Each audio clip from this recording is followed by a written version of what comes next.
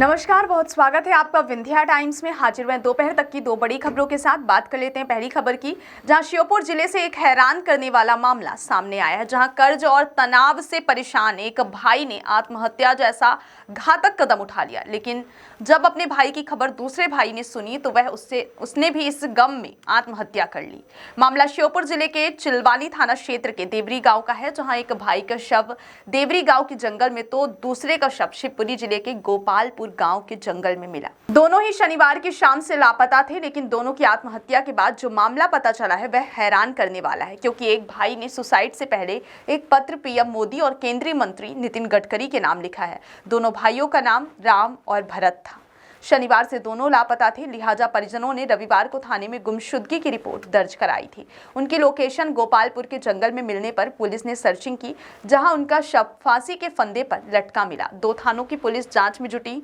मूल रूप से श्योपुर जिले के चिलवानी थाना क्षेत्र के देवरी गांव के रहने वाले दोनों भाई शिवपुरी में रहते हैं। प्रारंभिक जांच में गृह क्लेश और कर्ज को आत्महत्या का कारण माना जा रहा है। श्योपुर की चिलवानी थाना पुलिस और शिवपुरी की गोपालपुर थाना पुलिस मामले की जांच कर रही है। प्राप्त जानकारी के अनुसार एक भाई की मौत की खबर सुन दूसरे भाई ने अपनी जीवन लीला समाप्त कर दी। एक भाई के पास से एक सुसाइड नोट भी पुलिस को मिला है, जिसमें कर्ज और डिप्रेशन में आकर फांसी लगाने की बात कही गई है और फांसी लगाने से पहले लिखे गए सुसाइड नोट में फाइनेंस और टोल रोड टैक्स से परेशान होकर यह कृत्य करने की भी बात लिखी गई है। सुसाइड नोट में देश के प्रधानमंत्री नरेंद्र मोदी और नितिन गडकरी से निवेदन किया गया है कि वे मोटर मालिकों के बारे में सोचें, क्योंकि जगह जगह सड़कों पर टोल और आरटीओ के साथ साथ पुलिस को टैक्स दे देकर सड़कों पर वाहन चलाना महंगा होता जा रहा है। बात करते हैं अगली खबर की, जो कि भोपाल से आ रही है, जहां एक पिता और बेटी के आत्महत्या का मामला सामने आया है। शहर के नामी होम्योपैथी चिकित्सक 82 वर्षीय डॉक्टर हरिकिशन शर्मा और उनकी बेटी चित्रा रविवार को अपने ही घर में मृत पाए गए। इस घटना ने पूरे इलाके को झकझोर कर रख दिया।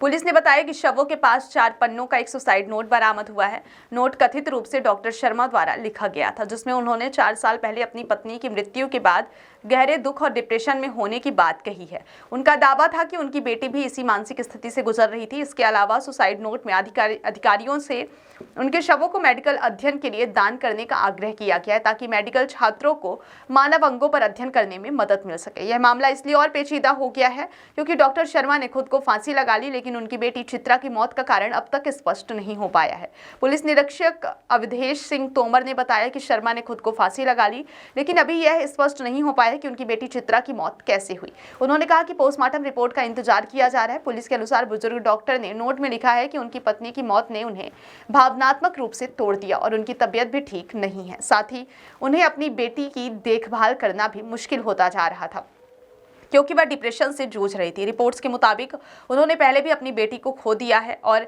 कोविड-19 महामारी के दौरान जरूरतमंदों का इलाज भी किया था। इस दिल दहला देने वाली घटना का खुलासा तब हुआ जब एक मरीज डॉक्टर के घर पहुंचा और काफी देर तक दरवाजा खटखटाने के बावजूद कोई जवाब नहीं मिला। जब पड़ोसियों ने झांक कर देखा तो दंग रह गए। डॉक्टर शर्मा फंदे से लटके हुए थे। इसके बाद पुलिस को सूचना दी गई। बहुत बहुत धन्यवाद।